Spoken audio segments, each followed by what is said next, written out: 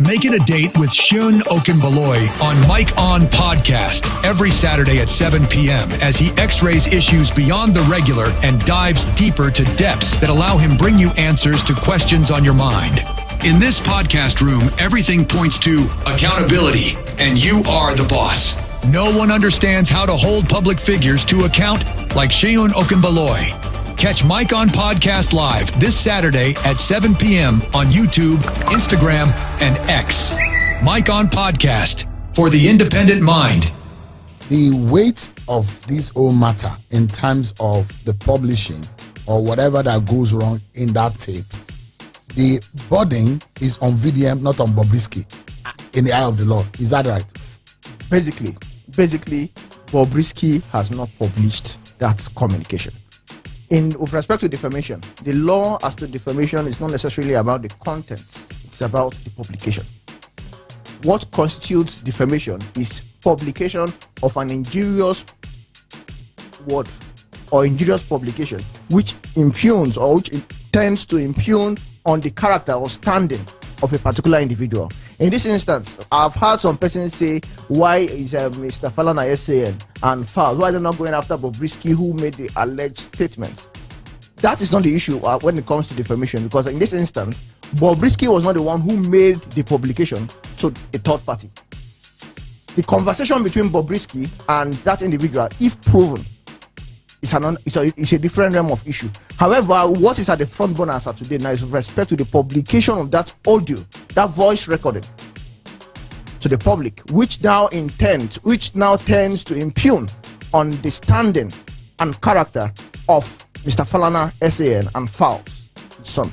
So certainly the question of publication is, for me, and remains in law, the most paramount issue when it comes to the offense. So VDM, if found guilty, yes, the minimum year that you could spend in prison is 2 years. It's 2 years. Yes. In the eye of the law, with paying fine.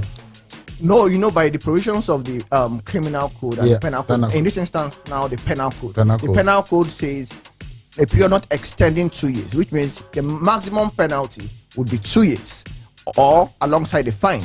However, for cyber crimes prohibition act, which is under section 24. That one provides for a period extending to 3 years, equally with fine, or either of the two. And if you're found guilty of the two offenses from the two different laws, you might be made to serve it concurrently. Now, basically, if you understand why I said it, I said a charge could have more than one count. One count, yeah. And each defamatory comment comes with a count. Yeah. If, for example, he says, Mr. Falana allegedly, as he said, took money. That is first comment. That is first count. If he now goes forth again to now say that Fowles allegedly is a homosexual, that comment equally again comes with a different count. So for each count, the court will be made to make a finding of guilt. We measure the we'll measure the evidence, the punishment. After considering if the court is fine that evidence has established beyond reasonable doubts that indeed VDM did make the comment. And one very important aspect of this issue is the fact that VDM, in that voice note, in that voice of that video he made, did say he does not want to believe. That statement, I do not want to believe, is actually a very important statement when it comes to defamation, because defamation is you making publication of a defamatory comment, injurious comment, which you do not believe to be true, and you publish it either maliciously, intentionally. If you don't believe, why publish? So you first of all must be convinced that this comment or publication you are about to make about a particular individual is true. I can only point out to a few ministers, unfortunately, and that is based on the directions, and I'm not judging this based on their visibility on social media or this. It's because for quite some time I've been making very private, personal visits to the country, engaging with people and see things. Say, for example, the Minister for Internal Affairs. You could see there are, as a minister, there are quick wins. and there are long-term ones that are quite difficult to achieve. So the minister, is it Bumi Ojo, the Minister for Interior, if that's the correct appellation for his position, he's made quite a number of impact in terms of the reform in the passport system. Acquiring passport is not perfect, but you could see a sense of direction. You could see the Minister for Works, is it the former governor, David Umahi. Even whether you buy into the idea of the Lagos to Calabar Calabar road or not, you could see you could just compare it to the kind of innovation. When former Minister of Transport Rotimi Amechi told us he was going to have, we're going to have a train from Lagos to Ibadan. Nobody believed it, but he delivered. You could see the presence. Keyamo, you could sort of see that, okay, these people have an idea of where they want to head to. But the Minister of Finance, the Minister of Information, the Minister of Foreign Affairs seems to have a lot of impression across Nigeria in terms of our foreign policy momentum, where we're heading to. It seems to be clear. But the other areas is quite difficult to judge them. It's quite difficult to even tell yourself what they are doing, and I think this is where the problem is. The ministers for youth, what is their Minister for Youth, both the Minister of State and the substantive minister, and these are young people. It's quite difficult to see how they've been innovative in terms of quick wins to bring situation within our country economically. And maybe they don't have the kind of resources that ministers had under previous government. I don't know, but things need to change, for so that otherwise we will be looking at a one-term president. From your own experience, how much of a truth are you able to derive from some of the narrative in terms of what happens in the prisons, your prison experience, and what do you think goes on behind the bars? Well, thank you, Seun. I think what is actually shocking is that we're quite shocked that this is happening. That in itself is a shock, and the prison system or the correctional service system is not different from the larger Nigerian society. And we know that there are two classes of Nigerians: the Nigerian with the privilege and the Nigerian without the privilege. If you go to our airports, there's a VIP section. Don't you see them, don't you? If you drive on our roads, there are people who are not even government officials who use sirens. There are citizens of this country who have private police guards, and these police guards are paid by the taxpayers. There are celebrities moving around with DSS officials all across the nation. They don't have official roles in government, but they are free to use taxpayers funded security apparatus who are meant to be protecting the larger society. So this deniability, this sense of shock in itself is shocking. So if we have that in the larger society, what gives people the impression that within the prison system there are no class, there are no privileged Nigerians who will be sentenced, and who would have the privilege of serving their sentences in 3-star hotels. This has been happening. The good thing is that for the first time, we have a first-hand confession, from somebody who experienced it. Forget the shenanigan about that voice recording being fake, but someone is actually owning up to it. We were in this country where former Governor Joshua Dare of Plateau State was alleged not to have spent his time in prison. He was said to have spent it in private official apartments. You can also decide what we'll be talking about next time on Mike On Podcast with Seun Okinbaloye. Just follow us on the Mike On Podcast on all leading social media platforms and share your thoughts and comments. We are happy to hear from you. This has been the focus of our conversation on this podcast today. Joining the conversation is so easy with Seun Okinbaloye on Mike On Podcast. I'm Seun Okinbaloye. On Twitter Spaces, Facebook Live, YouTube Live, and Instagram Live at the Mike On Podcast. the weight of this whole matter in terms of the publishing or whatever that goes wrong in that tape, the burden is on VDM, not on Bobrisky, in the eye of the law. Is that right? Basically, Bobrisky has not published that communication. With respect to defamation, the law as to defamation is not necessarily about the content, it's about the publication. What constitutes defamation is publication of an injurious word or injurious publication which impugns or which tends to impugn on the character or standing of a particular individual. In this instance, I've heard some persons say, why is Mr. Falana SAN and Fowles, why they're not going after Bobrisky who made the alleged statements? That is not the issue when it comes to defamation, because in this instance, Bobrisky was not the one who made the publication to a third party.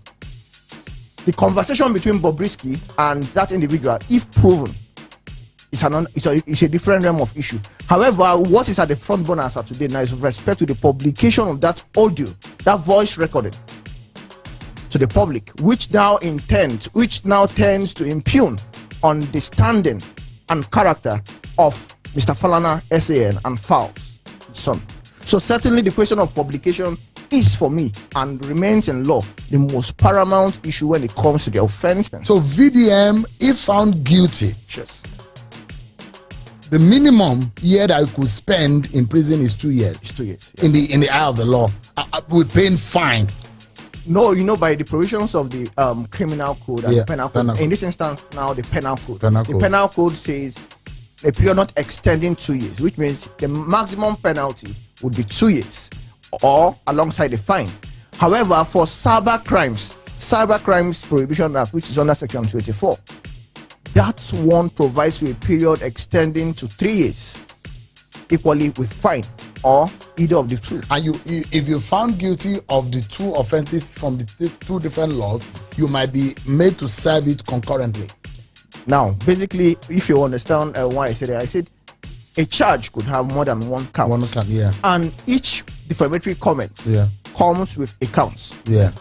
If, for example, he says Mr. Falana allegedly, as he said, took money. That is first comment. That is first count. If he now goes forth again to now say that Fowles allegedly is a homosexual, that comment equally again comes with a different count. So for each count, the court will be made to make a finding of guilt. We measure the we'll measure the evidence, the punishment. After considering if the court is fine that evidence has established beyond reasonable doubts that indeed VDM did make the comment. And one very important aspect of this issue is the fact that VDM, in that voice note, in that voice of that video he made, did say he does not believe, he does not want to believe. That statement, I do not want to believe, is actually a very important statement when it comes to defamation, because defamation is you making publication of a defamatory comment, injurious comment, which you do not believe to be true, and you publish it either maliciously, intentionally. If you don't believe, why publish? So you first of all must be convinced that this comment or publication you are about to make about a particular individual is true. You can also decide what we'll be talking about next time on Mike On Podcast with Seun Okinbaloye. Just follow us on the Mike On Podcast on all leading social media platforms. And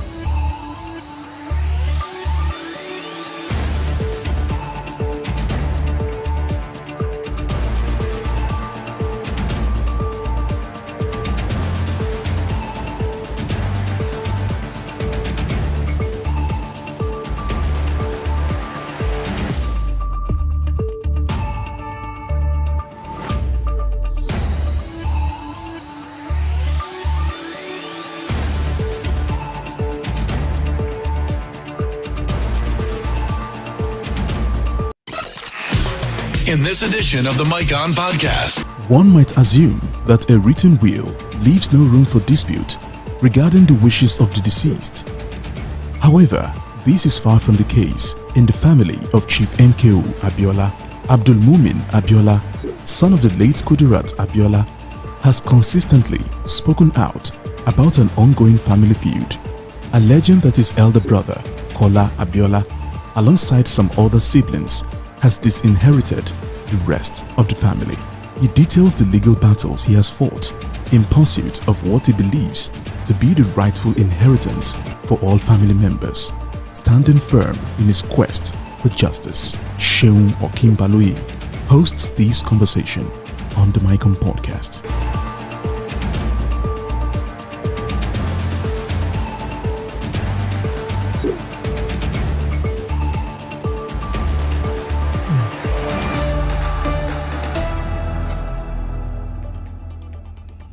Hello everyone, welcome to the Mike On Podcast. I'm Seun Okinbaloye.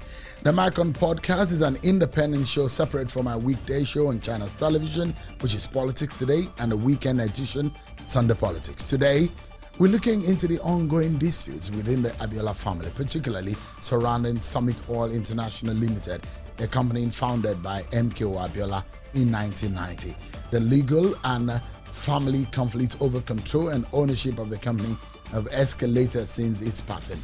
Summit Oil, one of Abiola's major business ventures, has become a focal point of internal disagreements leading to lawsuits and public altercations among his heirs. More recently, concerns have arisen about the future of the company's oil block and what these disputes could mean for Nigeria's energy sector.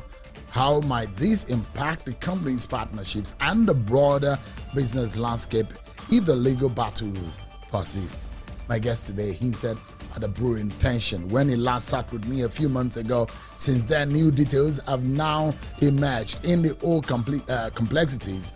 How does this affect the integrity of the business and the sector? Bearing in mind that there are international partnerships, could these affect production? What about investors' confidence? Abiola, Abdul-mumin Abiola, MKO Abiola, was my guest a few months back, and that interview spurred a lot of reactions, a lot of controversies were generated. Those family members who think he was spot on. There are others who thought that maybe he shouldn't speak as much. But now, it does look like Abdul Abiola is willing to bear the cat even more about what has become a major family controversy. Abdul Abiola joins me live in our podcast today. Thanks so much indeed for joining us. Thank you for having me. The last time, you know what this cost within the family. And you know that a lot of your siblings and family members were sort of worried about what could be the backlash. And you're here again and you're willing to talk. Are you worried about another possible backlash? Well, there's probably going to be backlash. And I think it always comes. I think with everything you do, you'll get some positive reactions and some negative reactions. By and large, the last interview I did, which I actually thought I would get a lot of backlash, to my surprise, I didn't get any backlash. Matter of fact, I was even told that I didn't say enough, which was kind of funny to me. So it seems that the majority of my siblings are basically already all fed up, and I just, wishing somebody would speak up for them. And I think that's what I did. So you got a pat on the back. Yeah, there was an initial worry when the teasers came out, and you thought maybe you shouldn't be exposing some of the family disputes. But eventually, when the details came out, a lot of people felt like in the family thought that maybe it was a good interview in the right direction for the family. Well, you have to understand that in that first interview that we did, I wasn't embellishing anything. I was just being factual. And I think that was what people understood. So when they watched the full interview, they could see that it wasn't just about sound bites. There was a cogent argument to be had.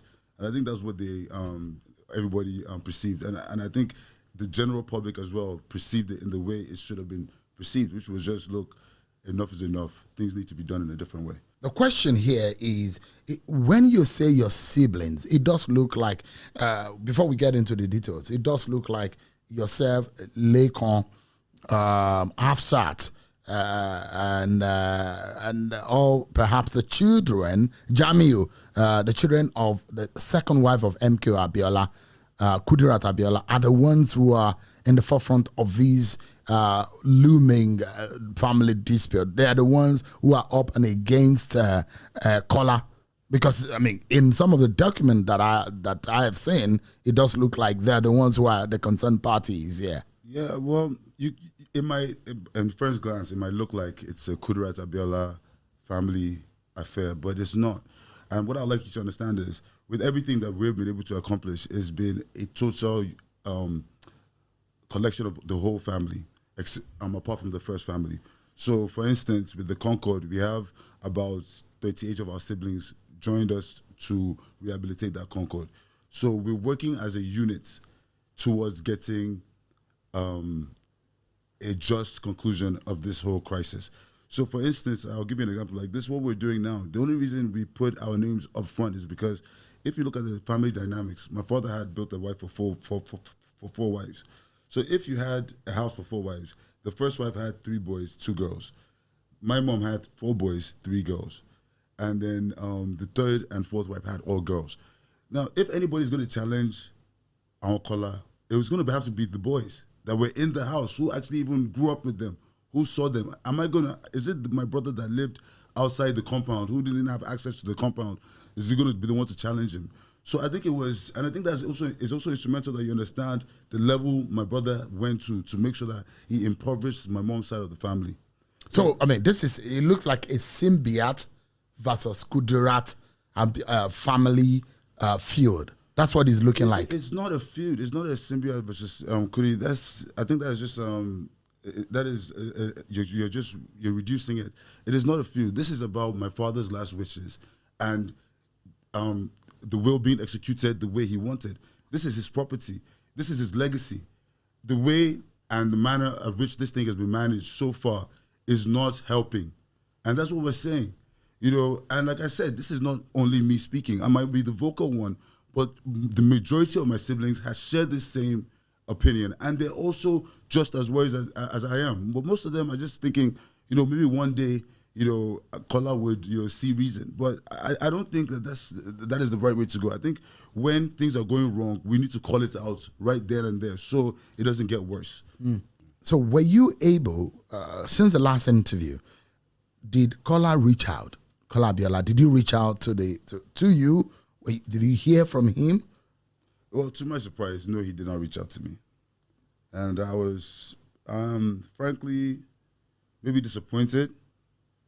Like I said, I don't do this, just to put anybody down. I'm doing this so I can get a result. And I don't think the result that I wanted to. But like I said, through the interview, opened up another keg of worms. Like I found out more information about the level of criminality that is being meted out to the rest of the dependents.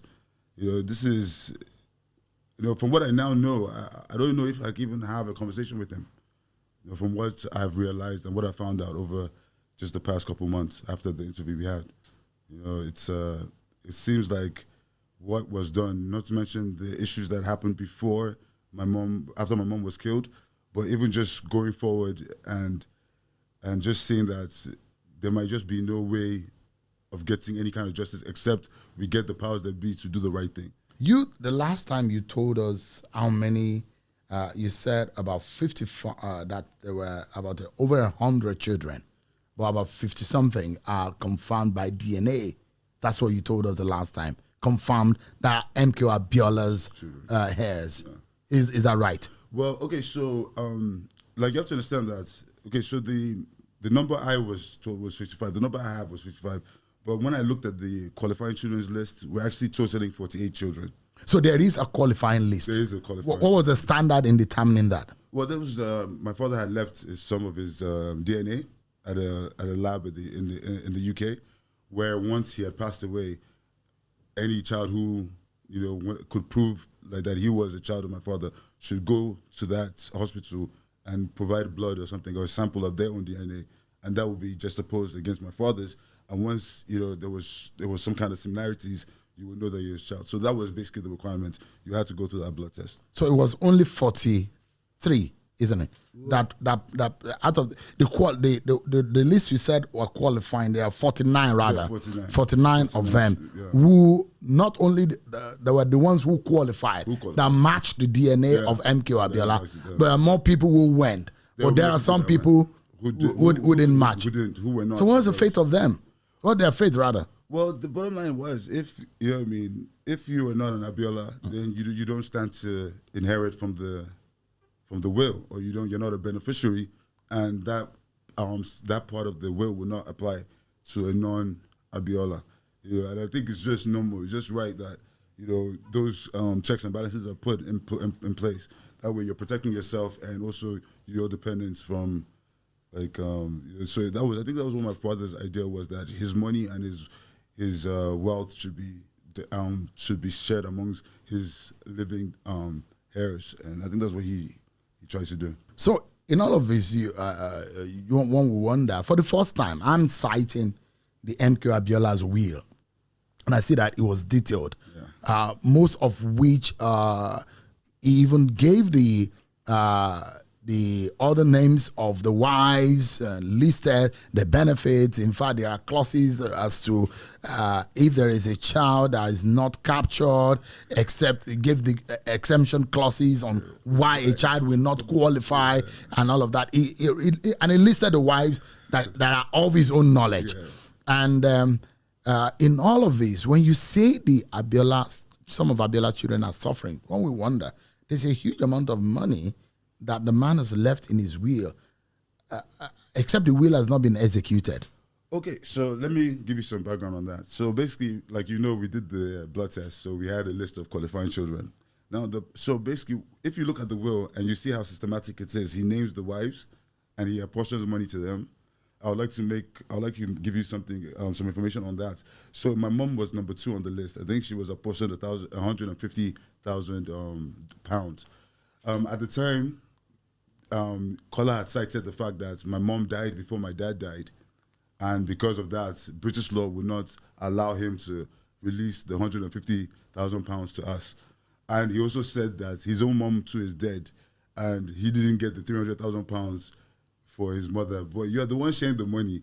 So it's kind of odd that you're sharing something and you're saying that, oh, my mom is, it just felt kind of odd. If you wanted to, you could have actually given us the money, because at the time of my mom's passing and then daddy's eventual assassination, we were really in a bad place. From the last interview we had in the United States.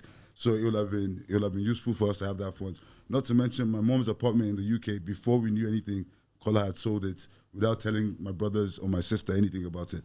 So you can see that they were systematic in trying to impoverish my mom's side of the family, and for that reason, I don't think I will be able to forgive him for what he. For it's your blood.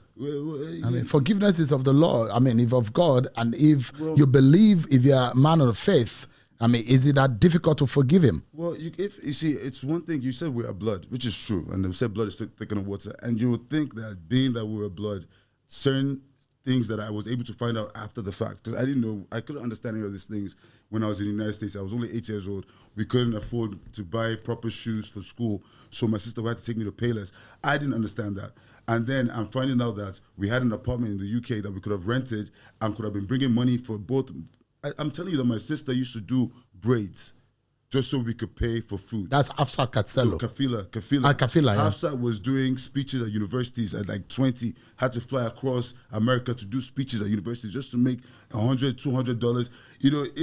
If we had an apartment in the UK, we were never in the UK, so we could have easily rented that apartment out. So for you to sell the apartment, don't tell anybody about it, don't give us the proceeds. My father had money that was assigned to my mom.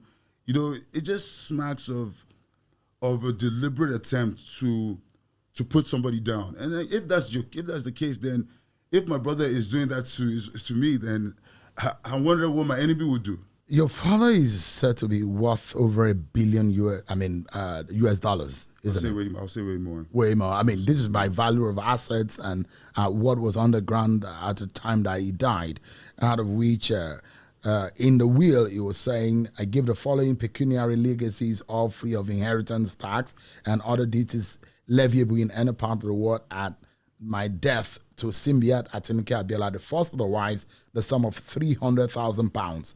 To Kudirat Abiola, the second of the wives, the sum of £150,000. To Moriamo Adebisi Abiola, the third of the wives, the sum of £100,000. To Idiat Olabisi Abiola, the fourth of the wives, the sum of £100,000. And the list go on and on and on. So you mean that all of these monies were not given out? No, that's how he was able to keep the charade. So he paid the wives. You have to understand that the only person he really wanted to target was the Kudirat Abiola side of the family for some reason. Like I mentioned, we're the boys in the house. If your men would challenge other, like as a man, I would go out to look for something. Is it my sister that is going to fight Kola? No, it will be the boys in the house. So that's number one. So for my mom, we didn't get it, but everybody else down the line, he paid out. So he gave all the wives. Now he gave them what is specified. What is specified. But for the Kudirat's children, yeah, he cited the fact that British law states that if the person in question is deceased at the time before the time of the person who had the will, because Momsi died in 96, Momsi in 96, him in Daddy in 98, so it didn't apply to my mom basically. And then he also cited the fact that his mom too died before my dad, and his mom didn't even get the £300,000. That was his, but he paid out to all the other wives. Now, I'll tell you, I think the strategy in doing that was, if you're giving women the money, what will women do with the money? They'll take care of their children. That also, at least it will give them a little bit of breather time to now, do the rest. Now, the last part of the will that actually applied to me and my existence has not been addressed. So, apart from what is accruable to your mother, as a child of MKO, were you captured in the will? Basically after the blood test, so now when it comes to the children, we did the blood test, you become a legitimate child of the late Chief MKO Abiola. What should now happen was my dad had said everything should be sold. So basically what he set up there was like a trust. So there was supposed to be an estate to manage all these properties and companies. But if, as maybe peradventure, we could not decide, then everything should be sold and shared equally amongst all my children. That was the stipulation. Now, I don't think that my dad's ambition was that we sell everything, because for someone that was a Pan-Africanist and a nationalist, he wanted us to expand on it. So the idea was the trust should oversee the total thing. Monies will be shared, as I went due to the different beneficiaries, and that's what should have moved forward. So, for instance, with this situation we're talking about, Summit Oil, it should have been a situation where the estate should have been involved. Is Summit Oil captured in the will too? Summit Oil is one of my father's businesses. Was it captured? When I say, you see, the thing about every property, see, Daddy is not, you know what I mean? Like, there was a famous interview where he stated his companies, I think that he's going around social media, where he said, Summit Oil, Wonder Loaf, Abiola Bookshop. Oh, Daddy's companies were there. If it wasn't his own personal company, he would say he wouldn't list it as one of his companies. So yes, it should have been. It's all encompassing. So tell us about the contention about Summit Oil, because that I saw that you wrote a petition to the Inspector General of Police. Yes, I did. I did write it because after there were some revelations made to me, which stated that since 2017, Summit Oil had been lifting oil, condensate, oil, crude. And this was an agreement that he had done with a third party, Deep One Midstream Limited. And the agreement was, and since that time, they've lifted up over 566,000 barrels of oil. And between that time span as well, $50 million has passed between the operator and Kola's and his sister Wura's hands. I wonder, where's all that money going to? That money was never declared. We never even knew that they were lifting. We wouldn't even have known of this problem if not that now my brother is now suing the operator for corruption and fraud. And I wonder who is actually doing the fraud. Is it the person who is working on, is an employee of you, or you that who is frauding who? You're depriving me of my own inheritance, and yet you have the gall to go and accuse somebody of fraud. So I'm a little bit worried about how he came up with the idea that that he's going to prosecute somebody else, because you yourself are doing an illegal thing. You're lifting without even telling anybody in the family. None of the beneficiaries are aware. Monies has passed between your hand and the operator's hands. You didn't never declare any of this money. not to mention other legacy projects, legacy companies that my dad has. The Volkswagen property, they've been selling over time. And I'm just wondering, when is the money going to be enough for them? Because if I had just $1 million, I'll be okay with my life. You've had 50 million. You couldn't see fit to share any of that money with the rest of the family. So Kola Abiola and Kola Abiola are both Simbi's children. Yes, they're both Simbi's. Kola is the executive chairman of Summit Oil, as even recognized by the Nigerian Upstream Petroleum Regulatory Commission, and there are publications to that effect on their website. And prior to, the knowledge of some of these legal issues that you were talking about, and Kola Abiola is listed as the managing director of Summit Oil. So aside Kola and Kola, there isn't any of Kudirat or any of MKO Abiola's children on the board of Summit Oil. None of us. Matter of fact, I don't even know who made them chairman and director. That's the question. These things that they've done, is illegal. They put themselves as directors. Nobody made them directors. Nobody deliberated to give them that authority to do what they do. Are you aware of how this company grew when your father died? Okay. Because, there are those who will claim that, but you guys were not, they built this company. Your father died, and these facilities, these properties were left, they developed it, they grew those companies. Like, I think that's neither here or there. Growing the company or not, there are still beneficiaries to these things. You don't have, it is not yours to decide what to be done. It should be a democratic process where we all come together to know what's happening. You can't do something in the isolation of those who are meant to benefit first from it. Not to mention that if they're even going to even say that, what about the royalties that are not being paid to the Nigerian government? People are losing all around. Like, we're not paying taxes, we're not paying royalties, the community is losing, the beneficiaries of the estates are losing. So I'm just saying to myself that, yes, okay, yeah, everybody can say there's something. My dad never made any of his children directors in any of his companies. So how then did you become a director? Who made you a director? Who gave you that authority? And even if you are even a director, have you declared? Did you make any publications? Did you send any messages to the family to let them know what was actually going on with the operations of that thing? That's why I've asked the IG to investigate this matter, to get to the bottom of where the money went to, who exactly the money was paid to, and why the money was paid to that company, and instead of paying to the family estates. We do have a family estate lawyer, and they are not aware of this. This is the issue I'm facing. We're doing things the wrong way, looking for the right results. This asset we're talking about is enough for every one of the Abiola children, plus grandchildren. It is just pure greed when because apparently the asset we're talking about has about 20 million barrels in there. If it's made into an OML, we can be doing at least 100,000 barrels. Only the country will stand to benefit. I don't see why we're depriving ourselves of this wealth. And you have to understand, this is now 2024. Before you know it, oil and gas will become something of the past. People are now looking for renewables. Let's try to maximize the potential of the asset now, or is it when it is worthless that we're going to now want to start doing this? So I just think that I am not saying that this is. I for one feel like it's criminal what has been done, because, like I'm telling you that what my father had put in the will is what I'm just fighting for. I'm not fighting for anything above and beyond. But those who will say, why don't you go to court and seek a civil means of the damages you think that might have been inflicted on you and some of your siblings? I've been in court for the past 10 years on another but similar issue, the Ayobo property, 400 hectares, something that my father himself had gotten a Form M and a Form O from a judge, but he never executed that judgment. I got that judgment revalidated. I went to the land. I found that there were 2,000 properties on the land. What did my brother do? Take me to court for fighting for what belongs to all of us collectively. So you see, and what you find in Nigeria, is this somebody that has $50 million plus that I want to be following to court? I've been in court for the past 10 years. I know how much I've spent with the lawyers. Fighting your own brother. Fighting for what's supposed to be our collective.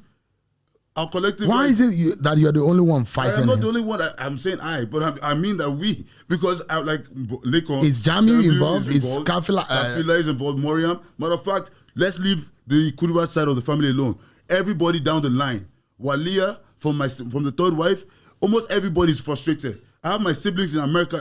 I'm sure you know my siblings in America looking for money for investment. This is where we will get the money from. So everybody's frustrated. Everybody's just like, look, enough is enough. Are there no elders in the family, in the village, in the extended family that you know, there are uncles, there are aunties that could probably weigh in on this matter, or you have exhausted all of those possible means and it's not working? First of all, I would say that some of the family members, most of our everyone's in the family have passed away over time. But notwithstanding, you have to also understand the dynamics of the Abiola family at the time. My father was the head, so Kola basically took over that position. So who pays the piper dictates the tune. So I guess that most of them, based on incorporated mangba, like the small things that the crumbs would rather just collect. Nigerian people can be, but for me, like I said, it might not necessarily be the issue of the money itself. It is my father's legacy we're talking about here. Afsat is very influential in the society, and when we wonder, she is the second of the Kudirat children. Lekan, I know, is a bit reserved and dryly, and a bit, not as like yourself. But the question is that, and there are other MKO Abiola's wives that are also very educated, very influential in the society.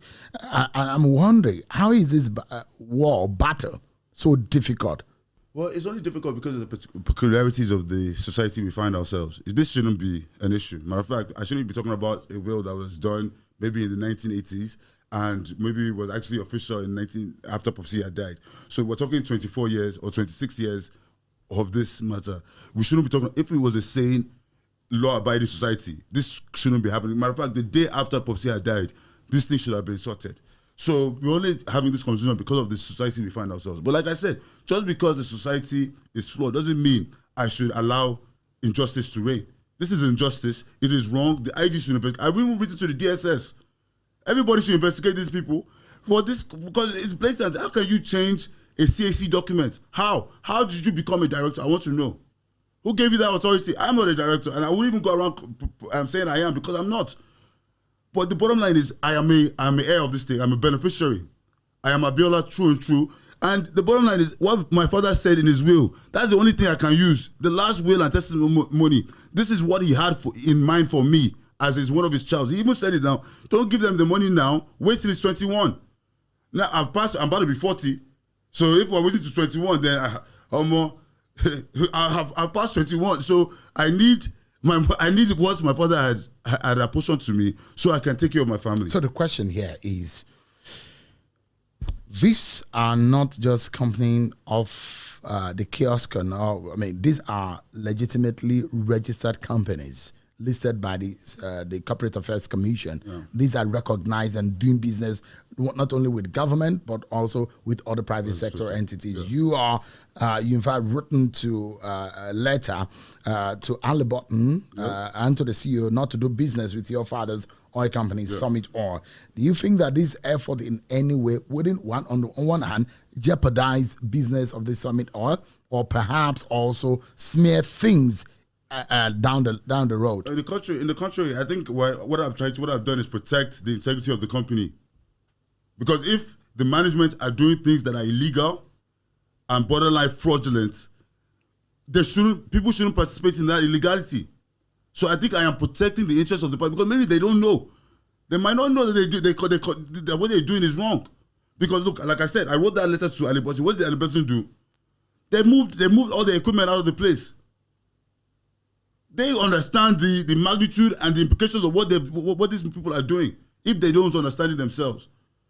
Because I for one, would not tolerate it. I don't think the Nigerian people should be subjected to this kind of treatment. So yes, the people, they should be investigated. What I want to be done is that I want things to be done properly, so that way everybody stands to benefit. The country benefits, the community benefits, the dependents, those who are beneficiaries of this estate benefits as well. Let everybody, even Bakola should benefit too. But some years back, I'm not sure you're aware that there were stories about federal government seizing the oil block and the prospecting license from Summit Oil, which made the news that that Summit Oil was run by Kola Abiola, the eldest child of MKO Abiola, and the fact that he's lost the oil prospecting license of OPL 206 at that time. Were you aware? I was aware of this, and I thought that at that time, I was also under the impression that that place was not producing. It wasn't a viable asset. So, the idea is that, look, let's say if you had a land and you're not using the land, and you're not paying your royalties, what will happen is that the government has the right to take over the asset from you if you're not doing your part of the agreement, right? So I understood that. But what you need to understand is that there's no reason for us to be an OPL anymore. We have realized that the thing is a producing asset. That block is a producing asset. I'm sure you have the pictures of the refinery that was built by the engineer Aki Tayo.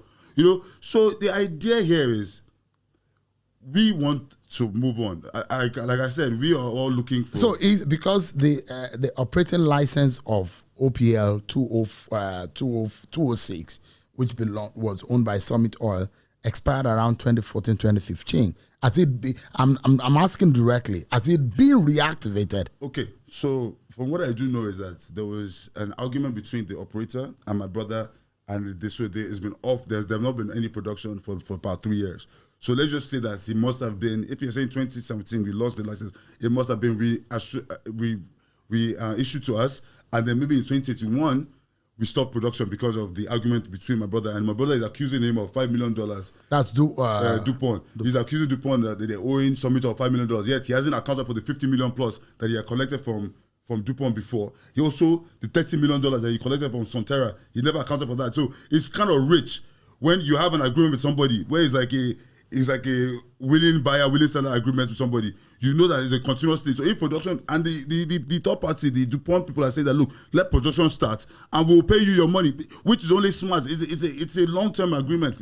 So you don't know whether Summit Oil OPL 206 is still active? Are you worried about the activity there, or about the integrity of that OPL?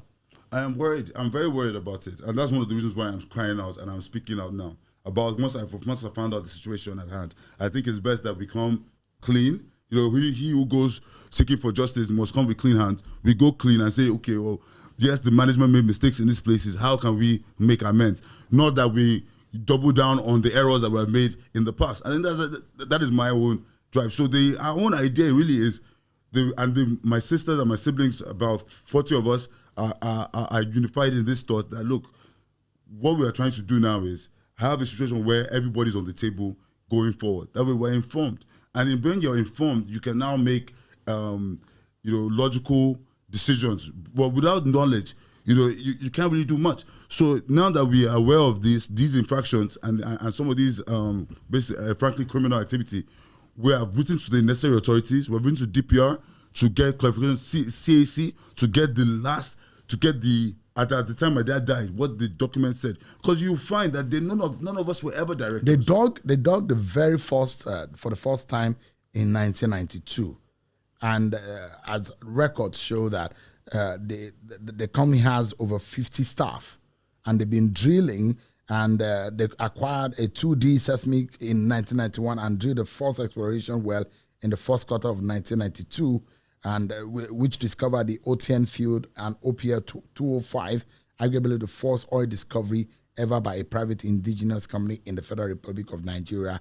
That is a record showing on the Summit Oil website in itself. Yeah. So you are not only looking at the integrity or the existence of that company, you are also looking at how much of money that has gone into that company and how much of transparency and accountability that you want. That is what you want. That is what we want. If you get the discovery of it, what are you looking for? To share the money? No. What? First of all, because this money, God knows there won't be. If it is made to be true that what I'm alleging is true, then it's very simple. Going forward, that money will be netted off over time. We have to be made whole. The rest of the beneficiaries must be made whole. You can't do a legal thing and get away with your illegality. It can't work that way. What deterrent are we sending? So my own is very simple. Like I said, we're brothers, but you have deprived us, you have impoverished us in a certain way. We need to be made whole. That is what I'm asking. Even we as a family, as a united whole, I'm talking about the rest of the siblings, except for the first family, obviously, because they're the ones benefiting. We are writing a letter to Mr. President seeking his intervention in this matter. Whichever way, he's the Minister for Petroleum. He should see what they have done with this with my father's oil company.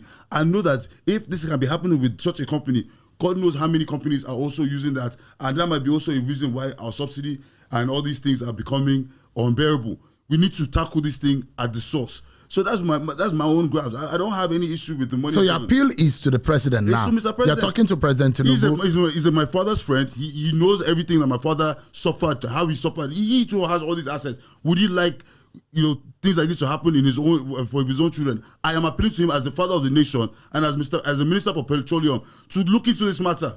Like, this is going to be, like I said, 26 years since my father had died. By the time it's 2028, we're talking 30 years. Let it not be that we'll be doing in his own administration, in Asiwaju's administration, we'll be having this conversation come this time next year. Let him solve this problem once and for all. Call all the parties to order. Call Kola to order.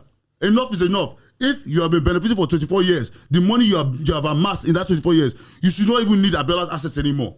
Leave the assets for the rest of the children that have suffered for the past 30 odd years. So now, from the documents available, it is alleged that your brother, Kola Abiola, allegedly conniving with Dr. Akintoye Akindele and DuPont Midstream Company Limited to divert funds from your father's company.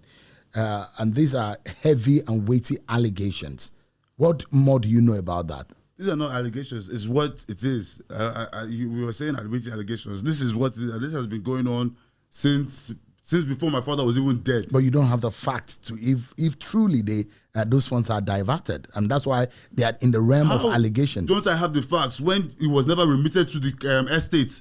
If you look at the will, it's suggested that everything will be pulled by the estate. There's a estate, but the third party may not be aware that there is, because if you are dealing with someone and a company as such, how would a third party know? Which is fine. So I'm not even going after DuPont, because they are basically just as hoodwinked as we all are. You know what I mean? DuPont would have been thinking that the money sent to Summitor is going to be divided and put into a pot for everybody. But meanwhile, it wasn't the case. That's why I'm going after my brother and saying that relationship that he had with DuPont is a means of shielding Summitor, because what would have happened would have been Summitor would basically not been declining any funds. DuPont is the one doing the deal, and the money is just collected from the back end. So you are putting, basically, it's like a false flag operation. It's a smoke screen. Somebody in front, and then you are doing all this shenanigans from the back. We wouldn't even have known about this issue if not for that case that they had with DuPont, that they were saying that $5 million is missing, or $5-point-something million is missing, that they haven't been paid by DuPont. So you can see that you are going after somebody, saying you're not remitting money. You yourself are not remitting to the estate. So, like, as far as I'm concerned, I'm losing in this matter.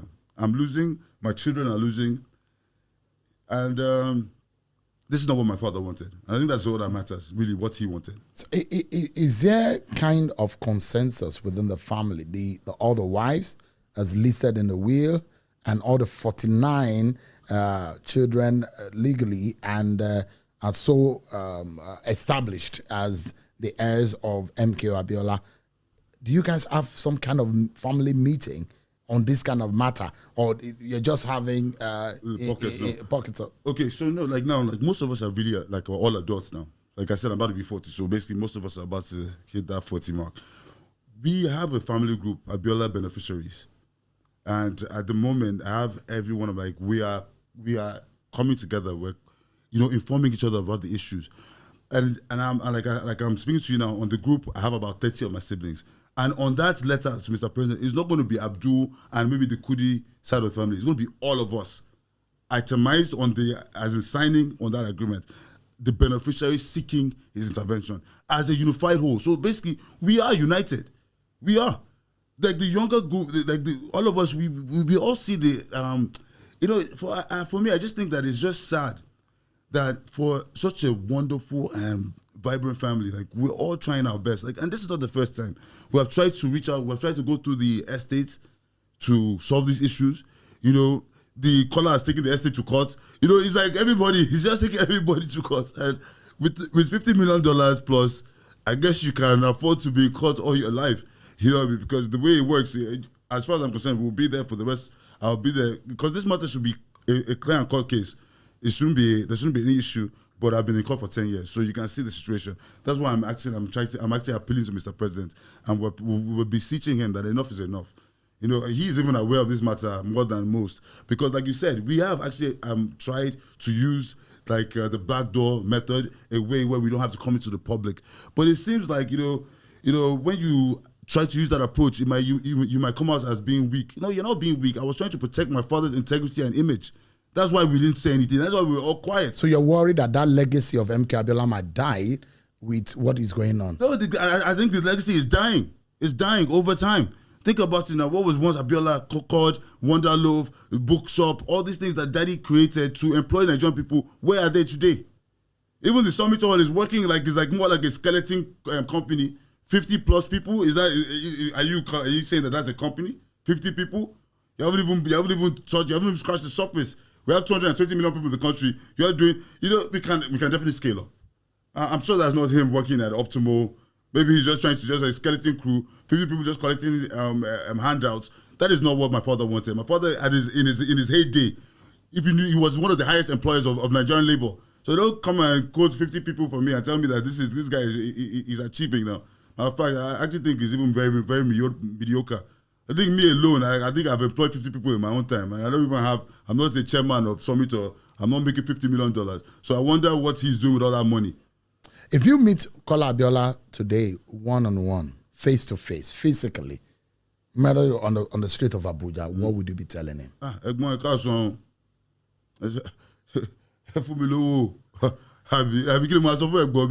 see him sometimes ọjọ́ kan mo rí ní RSVP mo kí náà ẹ̀gbọ́n ẹ̀ka sọ ó dẹ̀ sọ pé he now told me that I'm an asshole. I say how am I there? So when we were leaving the RSVP, I followed him outside. If I data, people know, because of me, the MKO in my heart, and I'm very open to people. They started shouting MKO, looking at me, but they say, people are very silly. Yeah, they kill one. So they now went to Egbon. Kola. So boy, Kola fún wọn lówó. He now brought out 1,000 naira. I said, Egbon, tó wá sí pé ẹ fẹ́ fún wọn lówó tí ẹ fún wọn lówó tèmi. Owó tẹ̀ ń jẹ mí ẹ fún wọn lówó tèmi. But that guy, why allow go? You're saying that he's very stingy. Even my father used to say it now. Egbon, gbàdúrà fún Kola. Allow go. So maybe that's why, maybe your father saw it. Even me say, go Dubai now. I'm Abiola in now. I even hear one story. I just come for one wedding party. And they said that when Kola came out, people were going to meet him to collect body. So he was trying to escape the people. He carried his car inside the gutter. So the same people you're running away from, how much do you want to give them? Maybe 3,000-4,000. They now help you carry your car. I hear you. That's what I'm saying. The man that did all these things, that had all this money, that was known across the world, had only 66 years on this planet. Kola is about to be 60. What has he accomplished in his life?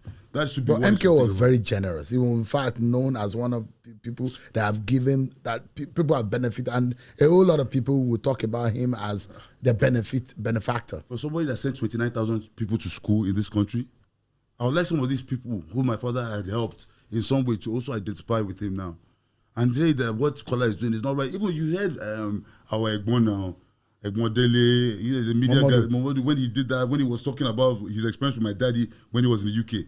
When at the end of it, when he said he could Bolaje, he could call. This was not about death, killing the money. No, this is just about your mindset. It's a mindset thing. You know, if daddy was black, if daddy was white, Kola is black. Complete opposite. Really? But do you when you see him, do you get that same? Daddy was larger than life. But he will spend 2 minutes with you, and you felt like he spent an hour. Every one of his children has an experience with him. Let me tell you a story about my father, and you used to know how busy this man was. He was very busy. There was a time in my house I used to always walk to the gate because I thought the gate was the most important place in the house. Any dignitary that comes in, the gate man was the first person to see him, even before the owner of the house. So I liked the gate. My dad noticed, with all the work he was doing, he noticed that I always used to go to the gates. And that time, I didn't have a uniform. So those gatesmen would say, I should go and bring cold water for them. I'll run to the house, I'll bring cold water, give them. My dad now told them to make me a uniform. They brought it to my house. A corporate, it was corporate guards that were in the house at the time. A corporate guard uniform. That made me sergeant. Hey, Allah. I was so psyched. I couldn't sleep. I was so excited. I couldn't sleep. I woke up at 4 o'clock and I went to go and report for duty at the front gate. So, one person, once upon a time, that was my first experience. And my dad was trying to teach me leadership and being trust in the position of power. Me, I think I was about like 6 or something. At one point, I used to run and go and get water for them. Once they gave me the uniform and the inspector, I was instructing. I was like, "You go to the back." Yeah. So I think that was my first experience with power and how he got me drunk. And I think I've learned my lesson from that time. So that's what it is, I think. But my father was just like a humble person. He was open. And you can see that from the document that he left, his last will and testament. This man was not somebody who did things sporadically. He thought through every process.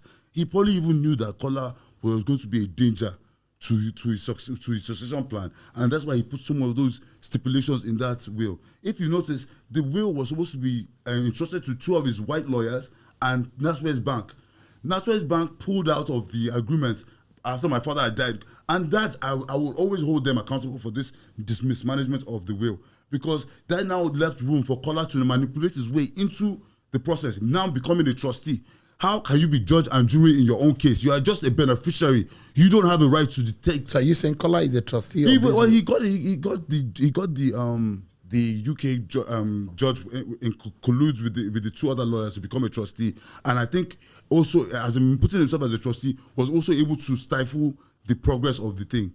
If you get what I'm trying to say, he was able to stifle the process, the smooth running of the will. So every chance to try to get, like even the lawyer that is in Nigeria now, Madam Boma. Every time she had found a solution to any of our problems and she called Kola to maybe seek clearance or something, Kola would say, leave it, don't do it. Or when she even tries to do it, Kola will take her to court. You wonder, what is your role in this whole matter, if not just to collect and move on with your life? Finally, as you reflect on the current state of the MKO Abiola family, do you think there is a chance for reconciliation? What conditions do you think will be needed to meet or to bring all your siblings together for unity, for the purpose of unity? Well, first of all, I think there's always opportunity for reconciliation. I would never close the door to reconciliation. I would never close the door to talking to my siblings and my brothers. I think for me, any anger or disagreements I have is because we're not talking. If we were talking, we could easily walk through all these issues. Matter of fact, I don't even see it as even really an infraction. Maybe it was just a misconception or a misthought. There's always ways to work things back. I'm the first person to apologize. And if there was a situation where I thought I had a willing partner in that negotiation, I'll be willing to apologize for everything I said and more. Because the idea here is Popsy's legacy.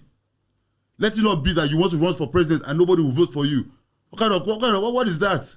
What is all that? With £50 million, $50 million, you couldn't even find up to 100,000 votes? Wow. In the country where we buy our votes, you couldn't even buy. Anyway, I'm just saying that my brother, I pray for him every day, just like I pray for myself and my other siblings, that we come together. And I think that's what my father will want. Think about the headlines, the Abiola family finally united. This would be a good thing. I would like my children to know his children or his grandchildren, because the idea is that we don't want my daughter to go and bring his brother, so even if they're not willing to reconcile with us or come together, the rest of the family are already planning a reunion to start to get to know each other, start having these conversations. Because like I said, it was one thing when they say, oh, Abdul Abiola, I'm sorry, Abdul Abiola. But when it's the whole family united speaking, it carries its own different gravitas. It's not like, oh, Omodelo Shea, he's just young, he doesn't know. No, this is everybody. So you hear me talking, but you can believe that Kola is with, I say Kola, well, he should be with me because I'm fighting for him too. But Kola is watching, Hadi in America is watching, and they're all supportive. They're all saying, thank you for what you're doing, Abdul. because at the end of the day, sometimes, when you know something to be true and everybody else is moving on like it's just, you know what I mean? You wonder, like, am I going crazy? And I'm trying to say that we are not crazy. So, Egbon, let's talk this out before it becomes something where we end up losing the oil block based on your mismanagement. Abdul-mumin MKO Abiola, thank you so much indeed for your time this time around. Appreciate it. Yeah, thank you. Well, that is our conversation with Abdul-mumin MKO Abiola. And we do hope that in all of these controversies, there will be some reconciliation and at the end of the day, a closure to what has become a major concern for the MKO Abiola family. And that's our podcast today. Thanks so much, everyone, for watching. I'm Seun Okinbaloye. I'll see you some other time. Bye-bye. You can also decide what we'll be talking about next time on Mike On Podcast with Seun Okinbaloye. Just follow us on the Mike On Podcast on all leading social media platforms and share your thoughts and comments. We are happy to hear from you. Make it a date with Seun Okinbaloye on Mike On Podcast every Saturday at 7 p.m. as he x-rays issues beyond the regular and dives deeper to depths that allow him bring you answers to questions on your mind. In this podcast room, everything points to accountability, and you are the boss. No one understands how to hold public figures to account like Seun Okinbaloye. Catch Mike On Podcast live this Saturday at 7 p.m. on YouTube, Instagram, and X. Mike On Podcast for the independent mind.